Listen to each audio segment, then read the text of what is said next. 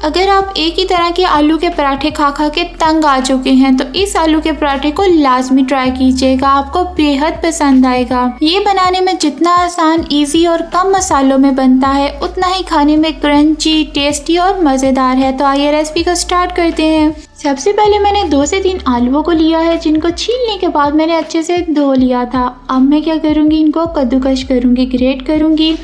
अगर आपके पास ये वाला कद्दूकश नहीं है तो ये ऑनलाइन आपको बहुत ही आसान दराज की शॉप से मिल जाते हैं और ये ज़्यादा महंगा भी नहीं आता, तकरीबन 50 या 60 रुपये का या 100 रुपये तक आपको मिल जाता है बहुत ही आसानी से।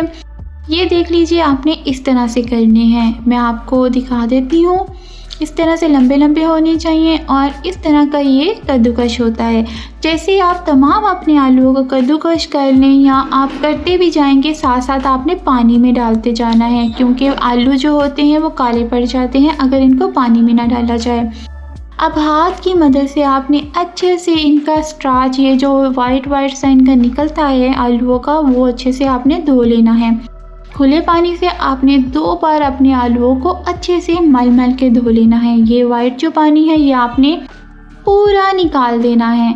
और ये देखिए, मैंने आलूओं को अब खुश्क कर लिया है। अब मैं इसमें शामिल कर रही हूँ तकरीबन ½ टीस्पून के करीब नमक को।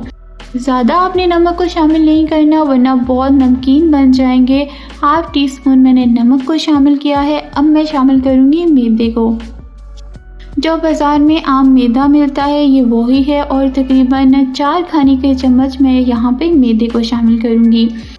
और मैदे को आपने हाथ की मदद से अच्छे से मिक्स करना है। अगर आप चम्मच की मदद से करते हैं तो आपका अच्छे से मिक्स नहीं होगा, तो थोड़ा सा हाथ की मदद से आपने अच्छे से इसे मिक्स कर लेना है। और यकीन माने, इसमें और कोई मसाला, कोई मिर्च, कोई नमक, कोई हल्दी वगैरह नहीं जाएगी। ये बिल्कुल रेडी है अब बन के।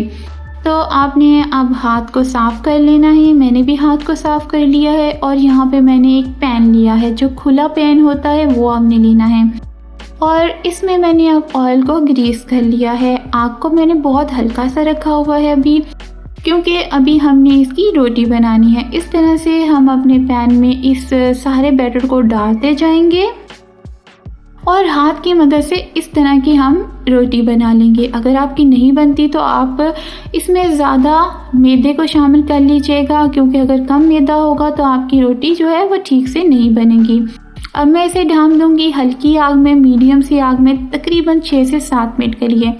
6 से 7 मिनट गुजर चुके हैं और अब मैं इसे पलट के देखती हूँ। और क्योंकि हमने अपने आलूओं को गिलाना भी है, गलना भी है, क्योंकि हमने बॉयल नहीं किया था, तो इसे हम पलट के देखेंगे। और माशाल्लाह से पीछे से हमारी रोटी थोड़ी सी सीखी है, लेकिन अभी पकी नहीं है। इसमें हम थोड़ी सी ऑयलिंग करेंगे ताकि इसकी क्रिस्पीनेस और मज़ा बढ़े। तो ऑयल बहुत ज़्यादा ज़रूरी होता है। यहाँ पर आप ऑयल का इस्तेमाल कीजिएगा, घी का करना चाहे तो वो भी आप पिघला कर सकते हैं। आप किसी भी ब्रश की मदद से इसे ऑयलिंग कर लीजिएगा दोनों साइडों से। और यकीन माने ये बहुत अच्छी बनती है। अगर आपको शौक़ है आलू के पराठे का तो ये थोड़ा सा डिफरेंट टाइप का हो जाता है और आपको मज़ीद इंजॉय करेंगे सर्दियों में। और दोनों साइड से इसे आप ब्रश की मदद से ऑयलिंग कर लीजिए। और आपका अभी भी आलूओं को गलना है, तो जिस साइड पे हमने नहीं पकाया था उस साइड पे हम इसे टर्न कर देंगे और क्या करेंगे, इसे दोबारा से ढाँप देंगे तकरीबन 10 मिनट के लिए। तो अब 10 मिनट हमारे आलू भी गलेंगे और हमारा पराठा भी अच्छे से बनेगा। सोचिए ये आलू कितने क्रिस्पी हो चुके होंगे। तो माशाल्लाह से ये फाइनल लुक आप देख सकते हैं, दोनों साइडों से अच्छे से पक चुका है और इसके आलू बहुत क्रिस्पी हैं, अंदर से बहुत अच्छे से गल चुके हैं और बहुत मज़े के लगते हैं। एक बार ज़रूर ट्राई कीजिएगा। केचप, मायोनीज़ और अगर आप चटनी वगैरह के साथ भी ट्राई करना चाह रहे हैं तो बहुत अच्छा बनेगा आपके लिए। तो ज़रूर ट्राई कीजिएगा। चैनल को सब्सक्राइब करना मत भूलिएगा। वीडियो पसंद आई हो तो लाइक कीजिएगा।